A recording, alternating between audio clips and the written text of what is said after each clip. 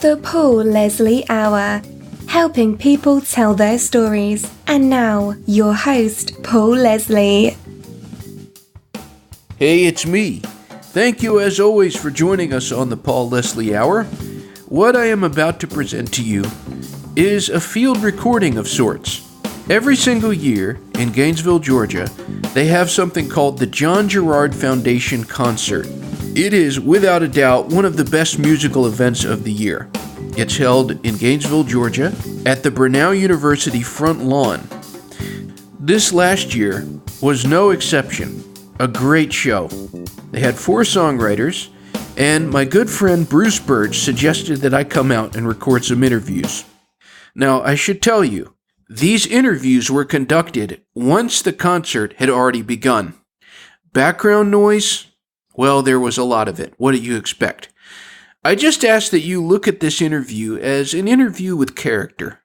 It's got personality to it, liveliness. There was an event going on, people talking, people walking by. It's a great interview, though. It's with songwriter Lee Thomas Miller. As always, let me know what you think. And tune in to the next episode where we have an interview with Jonathan Singleton recorded at the same event. Enjoy, folks. Well, ladies and gentlemen, we're here with Lee Thomas Miller. He's a hit songwriter, performer. Some of the artists who have recorded his work would include Brad Paisley, Tim McGraw, Terri Clark, Randy Travis, Craig Morgan, Jamey Johnson. I could keep on going. Thank you for taking a few moments. Thank you for having me. Pleasure. So why do you write songs? Well, I grew up playing music, wanted to be a musician. From the time I was probably in middle school, I knew that Nashville was where I wanted to go, and I thought I would just go and I would play on the road, ride tour buses, and be somebody's band, and that was the goal. And kind of early in the Nashville venture, a producer saw me and put me in a group, and we started trying to get a record deal, which got us writing every day, and that just led to relationships, which led to relationships, and all of a sudden I'm writing with people who were having hits, and I thought that was fascinating. Now my college degree, I got a bachelor's in classical composition, so it wasn't that far-fetched. And I'd always written songs, but I'd never imagined that that's what I would do. I didn't know what that meant, you know. And so it all turned, and there was a publisher that came to me and said, I think you could write songs. If you'll stop pursuing everything else that you've been doing and write songs every day, we'll give you a publishing deal. And that was it. It was done. Changed my life. Do you think that songwriters get the respect that they deserve? Well, by nature, we're behind the scenes. We have an amazing life. Nashville's an amazing music community, and everybody's very close. It's kind of a big dysfunctional family. So we have a front row seat at the entire country music world, and we see the artists when they come. You know, everybody kind of knows everybody. I think I don't know hit songwriters that are complaining about lack of fame or recognition.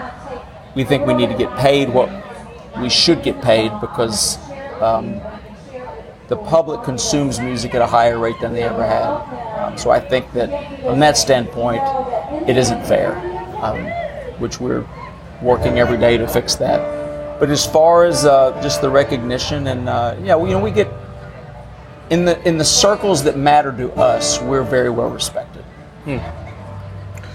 Can you remember where you were and when you first heard a song you wrote on the radio? You know, I'm embarrassed to tell you no. I should. I think it was somewhere around, 1994, 1995, and I think it was just I was a little shell-shocked, and it wasn't something that had been released as a single, so I knew that it wasn't like it was the beginning of something. We were just very lucky to have a spin here and there. So no, I wish I should. Maybe that's me taking my career for granted a little bit, because today it's a thrill you know, every time we hear anything on the radio, you know, it's a big deal. We're here at the 18th annual John Jarrard Songwriter Festival, and it's unique for you because you're mostly known as a songwriter, but you get to interact with the public. What's one of the more touching things someone has said to you that's a music fan about your songs? Well, I wrote a song with Jamey Johnson and James Otto that won Song of the Year at the ACMs and the CMAs. It's called In Color. And it again, another song that changed my life. Recently I've discovered as that the greatest generation is aging, because my grandfather was in World War II, and that certainly was the inspiration for the day we were writing. We talked a lot about our grandfathers. I discover now a couple of times a year, a lot of people will be very emotional about it, but it's gone to the next level of kind of regularly somebody will come up and tell me that their grandfather left it in his will to have that song played at his funeral. And there's been a lot of cool things that people have said, but there's never been anything as heavy as that to me. Wow. I'm a fan of that song, In Color. I'm hoping you can tell us just a little bit about writing with Jamey Johnson. Is he at all intimidating to be around? If you didn't know him and you just walked up and met him, sure, he's a big personality. Again, Nashville is, you know, it's the ultimate behind the curtain, you know. So Jamey was singing demos for me years before he ever did anything else, and he lies and says that he was singing demos for me back before I would write with him. That's not true. But you know, I've known these guys for a long time, so it takes a lot to intimidate me. You're going to have to forgive me that for some reason I'm blanking on which album it was, but yesterday I was at the store and I was looking through vinyls and I saw, oh, that's one of Lee Thomas Miller's songs. And I'm curious to know what you think about vinyl, because that's one thing that a music appreciator can buy that you know nothing untoward's going to happen. Well, I mean, certainly I'm a fan of all things mid-century and you know, classic. So I mean, from that standpoint, yes, I'm a vinyl fan. Vinyl's not coming back. I mean, vinyl's it's having a heyday right now because it is cool. I think one thing about the digital age that we have forgotten is how good music used to sound before the internet. Yeah. And we've all gotten so inundated now, and our ears have changed. But not just vinyl. I was telling this story yesterday in a writer's room with some people a couple weeks ago. I don't remember what it was, but I was listening. I grabbed something out of my office to go to the car, and it was a CD. And again, I forget why I was listening to it, but I put it in, and the minute that it came on, the first thing I thought was, how long has it been since I listened to this CD? And then I sat and just kind of turned it up and just marveled at how good it sounded, because the internet, MP3, it's a compressed artificial thing, and you know, to the casual listen, to the casual fan, to any of us, you don't think about it. But that's because we've trained ourselves to hear differently. So, yeah. And people argue that about vinyl. You know, vinyl went to tape, and tape was not as warm, and tape was noisy, and tape was a lot of things. It was a different experience, but it was more convenient. You could carry it around, you could do these things. So I don't have any trouble with the medium changing. But I do think sometimes we have to go back and listen to something unsquashed and something uncolored. And certainly if you're going to go and listen to, you know, sometimes I'll listen to not greatest hits albums, but like the actual, the Hotel California album, and, you know, those albums that those Eagles songs came off of, and listen to the whole album, all the album cuts, top to bottom on vinyl. Yeah. And marvelous. Yeah. I mean, It's a different experience. Yeah, absolutely. But I also love the gadgetry. I love the turntable, and I love the needles, and I love the tube amplifiers, and I'm a sucker for all that. It wasn't too long ago, there was something that was very cool that happened on this show. A writer said someone that was always their dream to write with, and that writer was listening, and the two got together and they wrote a song. I never thought that would happen, but I'm curious to know from you, if you could write with any writer, any living writer, who would you like to write a song with that you haven't yet? Golly. I'm an Ed Sheeran fan. I think that would be cool. I've had an amazing... It's not that there's not enough time to list them. I mean, in anyone I've never written with that's a great writer. Chris Christopherson. I mean, if we're just going to go crazy. But I've had a very blessed career. One of my heroes growing up was Dean Dillon. And I think some of the greatest songs in the history of our business is written by Dean Dillon. And I write with Dean. I write with Dean a lot. I travel with Dean. I know Dean's family. We're buddies. Randy Owen was Alabama made me want to be in the business, and Randy Owen's a dear friend. And I've had some amazing opportunities to get to know my heroes. And they've never disappointed me. But this might be a tough one. Who has done the best rendition of a Lee Thomas Miller song?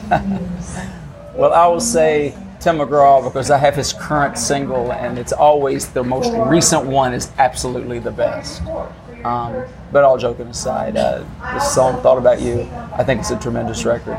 I'm thankful for all of them, but I had a song a long time ago on Brad Paisley called The World, and I thought that that record came as close to being perfect as anything I've ever heard. Truly an absolute masterpiece of a record. Yeah. And then I had the only cut that ever made me cry, and the record label played it for me, and I gasped and welled up. Was I had a Randy Travis cut. Wow! And that was a religious experience. Just everything about that was bucket list stuff. Beautiful. Yeah. What is the best thing about being Lee Thomas Miller? Golly, man. Again, that's so multi-layered. I grew up on a tobacco farm, and my parents didn't play music, and they didn't get music, and they weren't really thrilled about me leaving, but they didn't stop. They let me go, and they cheered from a distance, and they didn't know how to help, but they didn't inhibit. And then I met this girl who could have married, a rocket scientist and had an easy life, and she didn't. She picked me, and we got married as kids, and now we're almost 28 years in. And we tried to have kids and couldn't have kids. Begged God for babies, and it was a long, slow process. And then all of a sudden we wake up one day, and through different one means or another, we have 4 babies, and everybody's healthy and everybody's happy. And my wife's been a stay-at-home mom to 4 babies for 20 years, and I still write songs for a living. Every day I go in with the most creative people on earth, the most screwed up, knuckleheads you can possibly imagine, and we do life together and write songs, and every now and then somebody cuts them and they play them on the radio, and there's a lot about my life that's an absolute blessing that I don't take for granted, because it's been beyond my ability. I'm not as good as my career makes it look like I am. You're a humble man. Well, you say the music business is a no business. So for every song that there's no less than 400 or 500 that I thought were great and they said no to. So I've always said, if you can survive the music business and stay in it and still be a raging egomaniac, you are a true sociopath, because the music business keeps you humble. I never heard it put that way. Yeah. Well, I always like to end the interview. I give the guest the stage, and it's not limited to music. For anyone who's tuned in, what would you say to them?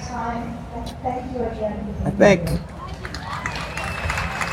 that little town that you grew up in, if you've looked around and you've decided where you planted is absolutely the greatest place for you, then God bless you. I think people settle because they're afraid or they don't know what else there is. And they second guess the thought of trying and leaving and seeing the world, and a crazy dream crosses a person's mind. Somebody says you can't do it, or somebody points out the fact that it's difficult or the odds are bad, and that's usually all it takes to discourage somebody, and they never try it. I think you have to try it, and if it's on the other side of the country, if it's on the other side of the world, you know what? It's a big, beautiful world. Pack your stuff and go give it a shot. If you were born at the ocean, that's amazing, but the mountains are fantastic. Give it all a shot and then figure out what it is you want to do, but you can't settle. You're going to blink and you're going to be an adult. And everyone that I know outside of the music business has a little bit of regrets. There's something about the music business, or maybe LA and acting, where those that step out and go, even if they fail, God, at least they tried. And don't look back and wish you'd have gave it a shot. Be brave enough to go out there and suck. Just fall on your face. And I moved to Nashville with a million dreams. I'm 21 years old. I was there 2 weeks, and I got a gig playing fiddle for Tom T. Hall. And I thought, I can do this. Turns out this is easier than they said it was. He fired me 2 days later. Oh boy. And I never got another artist gig. And if it had ended there, you know what? I played fiddle for Tom T. Hall. You have that credit. That's cool. Yeah. Well, folks, it's leethomasmiller.com, right? Yes. Thank you very much for taking a few moments and talking to me. You're welcome. It's a pleasure. Yes, sir. Nice to meet you. Nice to meet you. Ba doodly beep bop. Ba-dee-da, dee-bum-ba-dee-boo, ra-pa-dee-ka-na-za, jip-bop-ki-la-ka-na-za-gil-bong-za-goo-la, ding-ya-jig-a-mong-ga, ba-dee-zig-ya-hunga, a-ya-ga-sa-ga-ba-ki-da-ga-boo, ee-da-ga-boo, a-ga-cha-a-ga-da-ing-a-dong-ka-ding-a-lang-a-bo-a-ki-ka-ka-no-oh, goodbye.